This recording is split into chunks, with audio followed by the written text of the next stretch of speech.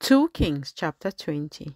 In those days, Hezekiah was sick and near death, and Isaiah the prophet, the son of Amos, went to him and said to him, Thus says the Lord, Set your house in order, for you shall die and not live.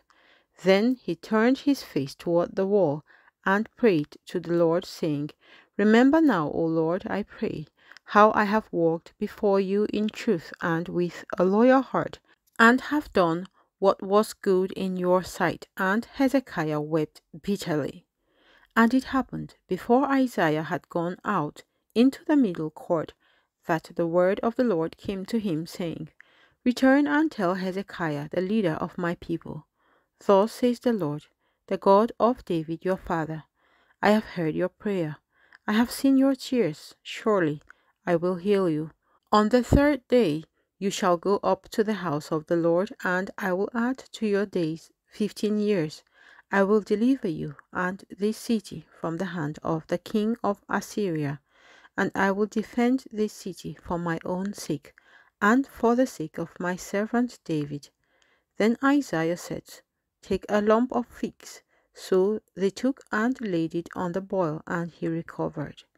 And Hezekiah said to Isaiah, What is the sign that the Lord will heal me, and that I shall go up to the house of the Lord the third day? Then Isaiah said, This is the sign to you from the Lord, that the Lord will do the thing which he has spoken. Shall the shadow go forward 10 degrees, or go backward 10 degrees? And Hezekiah answered, It is an easy thing for the shadow to go down 10 degrees. No, but let the shadow go backwards 10 degrees. So Isaiah the prophet cried out to the Lord, and he brought the shadow 10 degrees backward, by which it had gone down on the sundial of Ahaz. At that time, Baladan, the son of Baladan, king of Babylon, sent letters and a present to Hezekiah, for he heard that Hezekiah had been sick.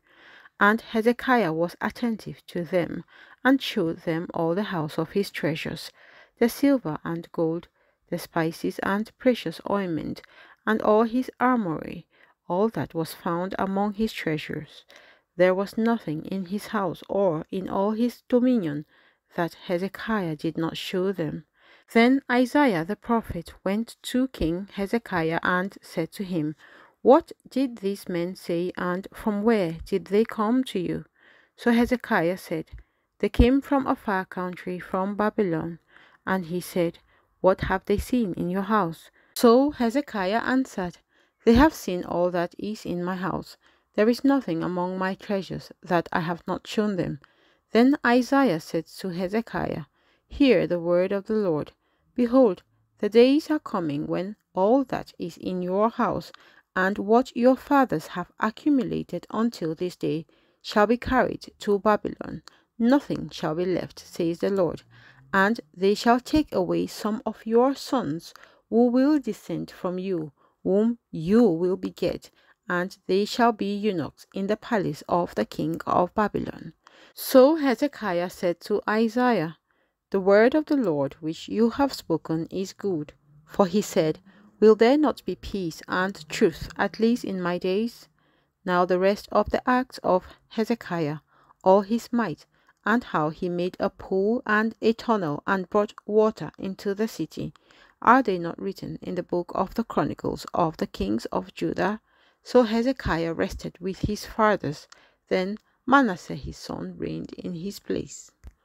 2 Kings chapter 21. Manasseh was 12 years old when he became king, and he reigned 55 years in Jerusalem. His mother's name was Hephzibah, and he did evil in the sight of the Lord, according to the abominations of the nations whom the Lord had cast out before the children of Israel. For he rebelled the high places which Hezekiah his father had destroyed. He raised up altars for Baal, and made a wooden image, as Ahab king of Israel had done, and he worshipped all the host of heaven, and served them. He also built altars in the house of the Lord, of which the Lord had said, In Jerusalem I will put my name, And he built altars for all the hosts of heaven in the two courts of the house of the Lord. Also, he made his son pass through the fire, practiced soothsaying, used witchcraft, and consulted spiritists and mediums. He did much evil in the sight of the Lord to provoke him to anger.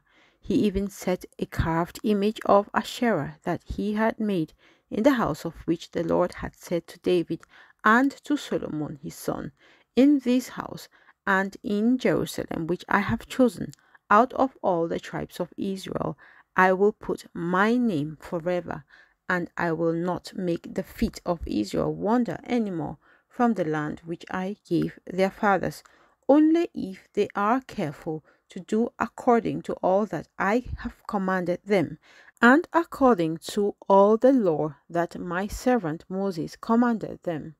But they paid no attention, and Manasseh seduced them to do more evil than the nations whom the Lord had destroyed before the children of Israel. And the Lord spoke by his servant the prophet, saying, "Because Manasseh king of Judah has done these abominations, he has acted more wickedly than all the Amorites who were before him, and has also made Judah sin with his idols. Therefore, thus says the Lord God of Israel, Behold, I am bringing such calamity upon Jerusalem and Judah, that whoever hears of it, both his ears will tingle. And I will stretch over Jerusalem the measuring line of Samaria and the plummet of the house of Ahab. I will wipe Jerusalem as one wipes a dish, wiping it and turning it upside down. So I will forsake the remnant of my inheritance and deliver them into the hand of their enemies, and they shall become victims of plunder to all their enemies, because they have done evil in my sight, and have provoked me to anger since the day their fathers came out of Egypt, even to this day. Moreover, Manasseh shed very much innocent blood till he had filled Jerusalem from one end to another, besides his sin by which he made Judah sin in doing evil in the sight of the Lord.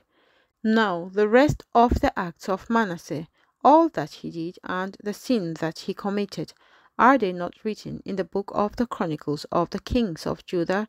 So Manasseh rested with his fathers, and was buried in the garden of his own house, in the garden of Uzzah. Then his son Amon reigned in his place.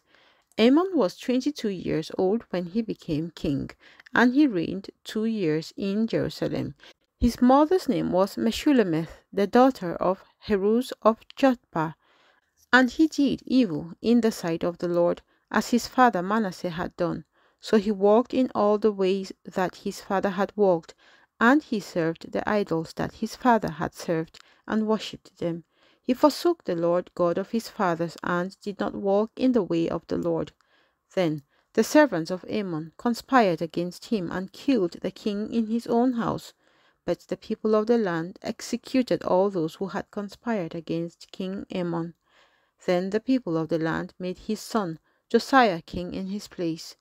Now the rest of the acts of Amon which he did, are they not written in the book of the Chronicles of the kings of Judah?